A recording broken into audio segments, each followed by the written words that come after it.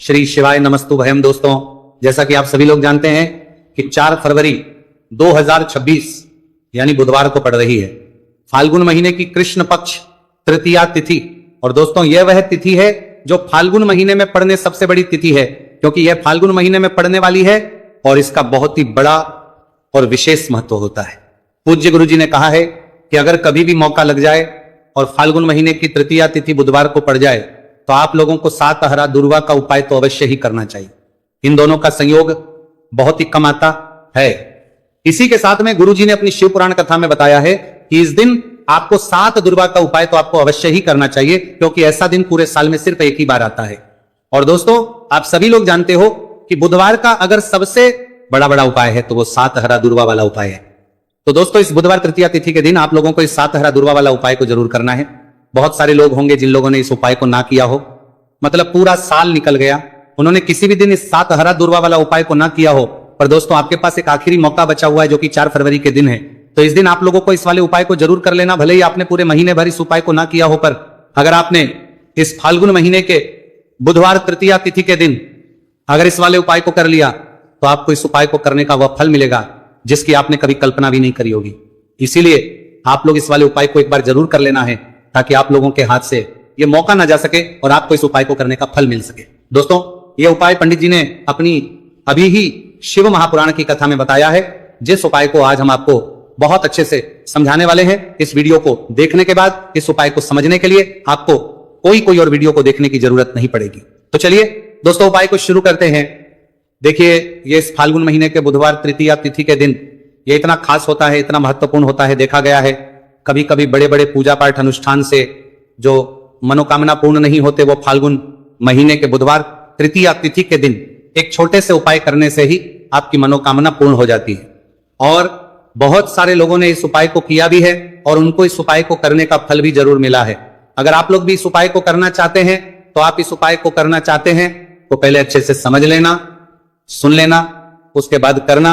आपको इस उपाय का फल जरूर ही, और इस उपाय को कर लेने से आपके घर में चाहे किसी भी प्रकार की दुख और समस्या क्यों ना चल रही हो, आपको उसका कारण भी नहीं पता है कि भाई ये समस्या किस कारण से चल रही है। उसका कुछ भी कारण हो सकता है, जैसे इसे पितृदोष हो सकता है या किसी भी तरह का मंगल दोष भी हो सकता है। तो इस दिन आप लोगों को यह वाला उपाय कर लेना है। ये एक ऐसा उपाय है जिस उपाय को अगर किसी विशेष दिन पर किया जाए तो भाई उस विशेष दिन का जो है वो तो मिलता ही मिलता है, पर हमने उस दिन पर इस उपाय को किया है तो हमें उससे भी बड़ा फल मिलता है, और फल बहुत जल्दी मिलता है, क्योंकि आप इस उपाय को बहुत ही बड़े और विशेष दिन पर कर रहे हो। तो चलिए अब उपाय के बारे में बात करते हैं, लेकिन उससे पहले आप लोगों को यह जानना आवश्यक है कि आखिर यह उपाय किस समय करना है, किसको करना है और कैसे करना है। तो चलिए हम आगे आपको वीडियो में एक एक करके बता देते हैं। उससे पहले अगर आप लोग हमारे चैनल पर पहली बार हैं तो हमारे चैनल को सब्सक्राइब करना ना भूलें, और अगर आपके पास कोई सवाल है तो आप हमें कमेंट बॉक्स में बता सकते हैं। और अगर आपको हमारा वीडियो पसंद आया है तो आप हमें लाइक और शेयर करना ना भूलें। और अगर आपको हमारे चैनल की जानकारी चाहिए तो आप हमें फॉलो कर सकते हैं। और अगर आपके पास कोई प्रश्न है तो आप हमें कमेंट बॉक्स में बता सकते हैं। पहली बार आए हैं या फिर मेरी आवाज आज पहली बार सुन रहे हैं तो हमारे चैनल को सब्सक्राइब जरूर कर लेना, और इस वीडियो को करके कमेंट बॉक्स में श्री शिवाय नमस्तु भयम ओम नमः शिवाय जरूर टाइप कर देना। तो दोस्तों, इस 7 दुर्वा वाला उपाय को हमें इस बुधवार तृतीया तिथि के दिन कैसे करना है, किसको करना है, किस समय करना है और कहां पर करना है, ये सारे सवालों के जवाब आपको इस वीडियो में मिल जाएंगे। और जो ये वीडियो देखेगा भाई उसको 7 हरा दुर्वा वाला उपाय जरूर करना चाहिए, क्योंकि इस दिन 7 दुर्वा का भी बहुत ही बड़ा और विशेष महत्व होता है। और जब बात आ जाए हरा दुर्वा की तो ये सोने पर सुहागा वाली बात हो जाती है, और ये एक बहुत ही बड़ा उपाय हो जाता है इस बुधवार तृतीया तिथि का। तो अब दोस्तों, इस 7 हरा दुर्वा वाला उपाय को आखिर करना किसको है, सबसे पहले हम लोग वो बात जान लेते हैं। तो देखो, घर की जो बड़ी माताएं बहनें होती हैं, उन माताओं बहनों में से कोई भी एक बड़ी माता बहन इस वाले उपाय को कर सकती है। और दोस्तों, अगर आप चाहें तो अपने घर में से सभी सदस्यों भी इस उपाय को करवा सकते हैं। अगर किसी व्यक्ति की खुद की कोई मनोकामना है, खुद की कोई दुख और परेशानी है जो कि वो अपने लिए ही करना चाहता है, इस वाले उपाय को तो वो खुद अपने लिए भी कर सकता है। बाकी अगर कोई घर में से ऐसा है जो कि अपने पूरे घर परिवार की सुख और शांति के लिए ये वाला उपाय करना चाहता है तो भाई वो भी कर में सकता है, उसमें भी कोई दिक्कत वाली बात नहीं है। कहने का मतलब यह है कि इस उपाय को हर सदस्य भी कर सकता है, और पूरे घर परिवार के सदस्य के लिए घर की बड़ी माताओं बहनों में से कोई एक माता बहन भी कर सकती है। माताएं बहनें अगर घर में उपस्थित ना हो या वो ये वाला उपाय ना कर पा रही हो तो फिर घर का कोई बड़ा सदस्य भी इस 7 हरा दुर्वा वाला उपाय को कर सकता है, चाहे फिर वह पुरुष ही क्यों ना हो, उसमें कोई भी दिक्कत वाली बात नहीं है। अब दोस्तों जो अगला प्रश्न निकल कर आता है वो ये आता है इसको लेकर कि आखिर इस उपाय को हमें किस समय करना है, सुबह के समय करना है कि शाम के समय करना है। तो देखो इस वाले उपाय को आप लोग सुबह के समय भी कर सकते हो और शाम के समय प्रदोष काल में भी कर सकते हो। अब अगर आप पूछो कि भाई सबसे उत्तम समय कौन सा रहेगा इस 7 हरा दूर्वा वाला उपाय को करने का, तो हम आपसे बस यही कहेंगे कि इस उपाय को आप सुबह के समय करेंगे तो ज्यादा बेहतर होगा। बाकी अगर प्रदोष काल के समय भी करेंगे तो भी अच्छा होगा, उसमें कोई भी दिक्कत वाली बात नहीं है। तो अब दोस्तों जो अगली सबसे बड़ी और महत्वपूर्ण बात आती है वो ये आती है कि सुबह अगर हम उपाय को करेंगे तो हमें कितने बजे से लेकर कितने बजे तक के बीच में करना है, और शाम के समय प्रदोष काल में करेंगे तो हमें कितने बजे से लेकर कितने बजे के बीच में करना है। तो देखो सुबह जितनी जल्दी हो सके आप उपाय को करने की कोशिश करना। बाकी अगर कारणवश लेट भी हो जाओ, थोड़ी देर भी हो जाए तो 10 या 11 बजे तक भी आप उपाय कर लेना, पर 12 बजे से ज्यादा देरी ना हो, ठीक है, इस बात का ध्यान रखना। उसके बाद में दोस्तों अगर शाम के समय प्रदोष काल की बात करें, प्रदोष काल का जो समय है होता है वो शाम के 6 बजे से शुरू हो जाता है। मतलब शाम के 6 बजे से लेकर शाम के 6 बजे से रात के 8 बजे के बीच का जो समय होता है ये समय प्रदोष काल का समय होता है। तो इस उपाय को 7 या 8 बजे के बीच में भी कर सकते हो। मैं आप कभी भी इस वाले उपाय को कर सकते हो, उसमें कोई भी दिक्कत वाली बात नहीं है। तो फाल्गुन का महीना ये जो आपको धन दौलत पुण्य दोनों ही देने वाला है। फाल्गुन के महीने में तुलसी का पूजन करके श्री हरि विष्णु से जुड़े हुए कुछ उपाय करके आप अपने जीवन की निर्धनता, धन से जुड़ी समस्याएं, कर्जे से जुड़ी समस्याओं को हमेशा के लिए दूर कर सकते हैं। ये वही महीना है जिस माह में भगवान विष्णु योग निद्रा से जागते हैं।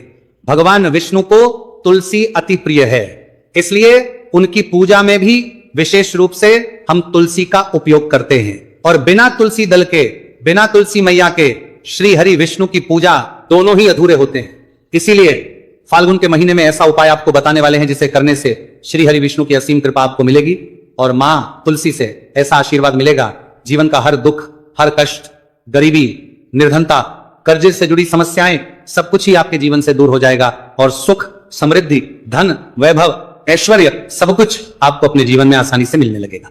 तो चलिए बात कर लेते हैं कि कौन सा उपाय है, तुलसी के पौधे में कौन सी चीज आपको रखनी है और इस उपाय को किस समय करना है।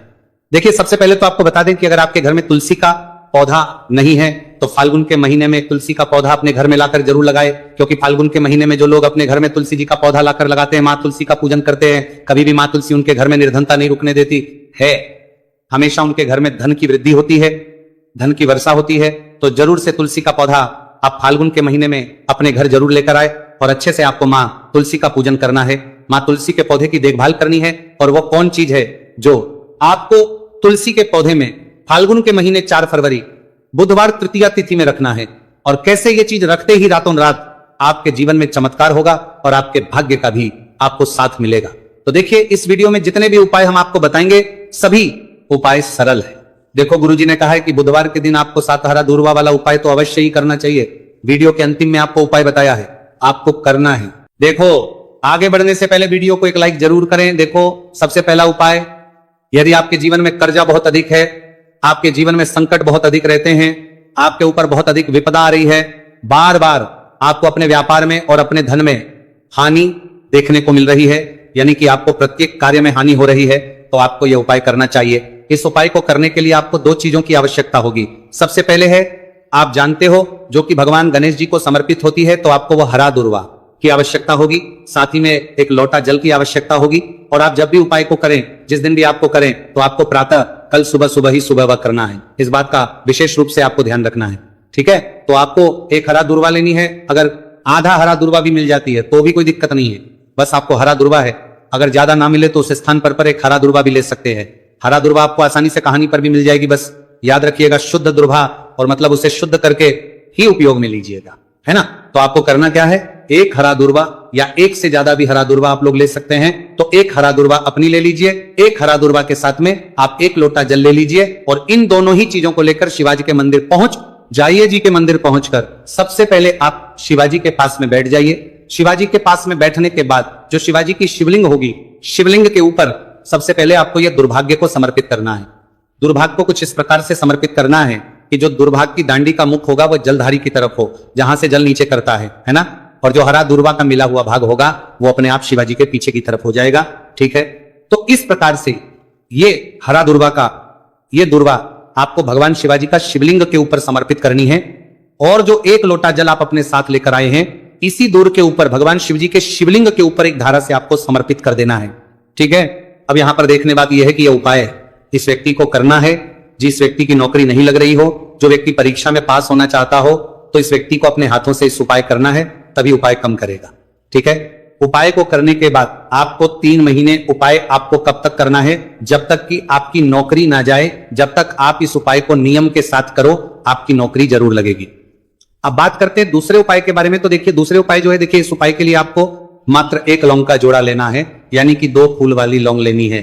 साथ में आपको मात्र थोड़ा सा शहद लेना होगा, और इसी के साथ में आपको तांबे के पात्र, अंदर शुद्ध जल लेना होगा। अब देखिए इन सभी सामग्रियों को लेकर के आपको भगवान शिव के मंदिर में पहुंच जाना है। देखिए ये उपाय आप सुबह से लेकर शाम तक कर सकते हैं। तो वह सबसे पहले तो आपके पास जो 2 फूल वाली लौंग हैं, उन्हें आपको शहद के अंदर अच्छे से डुबो है, यानी कि दोनों लौंग पर आपको अच्छे से शहद का लेपन कर देना है। अब आपको जो आपके पास 1 लोटा जल है, सबसे पहले तो उसे शिवलिंग पर धीरे धीरे समर्पित करना है, और श्री शिवाय नमस्तुभयम इसका जाप करते हुए समर्पित कर देना है। अब आपके पास जो 2 फूल वाली लौंग है शहद से, उसे आपको शिवलिंग पर अर्पित करना है, और आपको प्रार्थना करनी है कि जीवन में जो रोग की स्थिति है वह समाप्त हो, जीवन के जो संकट और समस्याएं हैं वह सभी समाप्त हो, जीवन से जो कर्ज की समस्या है वह समाप्त हो।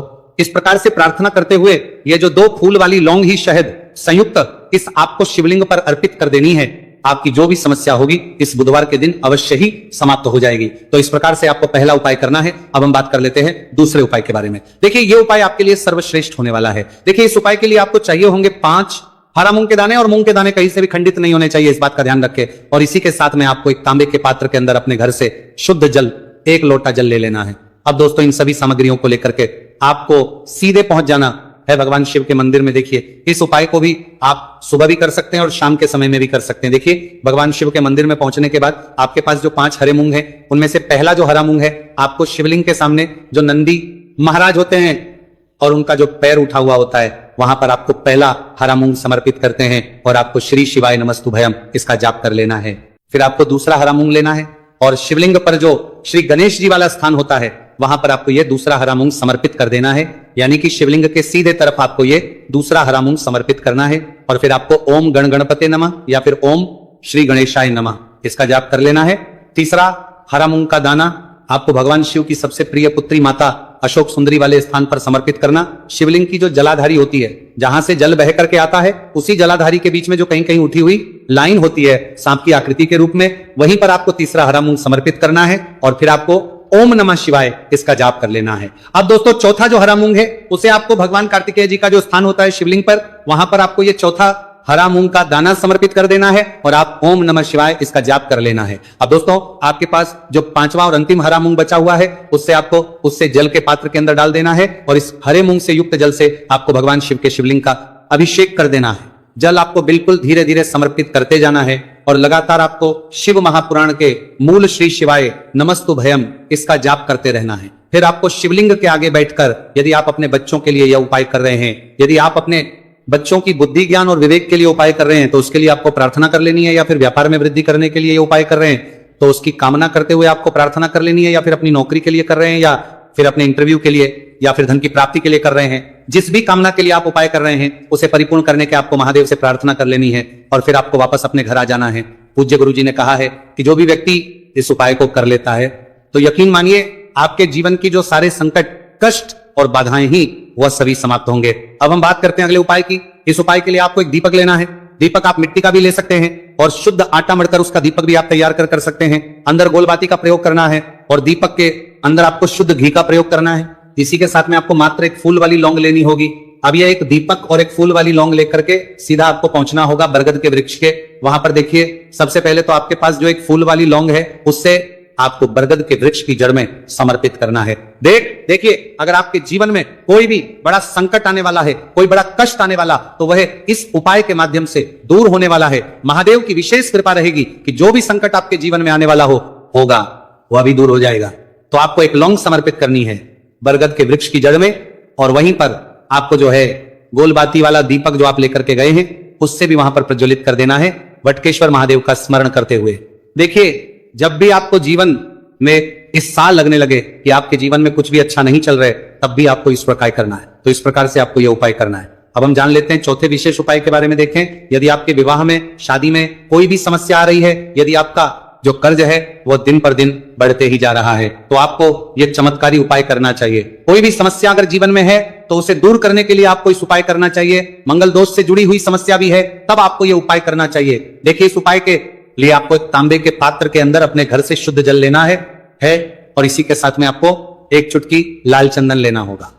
अब आपको क्या करना है कि जो लाल चंदन आपने लिया है उसे आपको उससे जल के पात्र के अंदर डाल देना है और यह जल जो है आपको लाल चंदन से युक्त तैयार कर लेना है और यह लाल चंदन से युक्त जल आपको भगवान शिव के मंदिर में लेकर के पहुंचना है। लेकिन उपाय भी आप सुबह से लेकर के शाम तक कर सकते हैं। अब दोस्तों, ये जो लाल चंदन से युक्त जल है इससे आपको भगवान शिव के शिवलिंग पर धीरे धीरे अर्पित कर देना है और आपको लगातार श्री शिवाय नमस्तु भयम इसका जाप करते रहना है।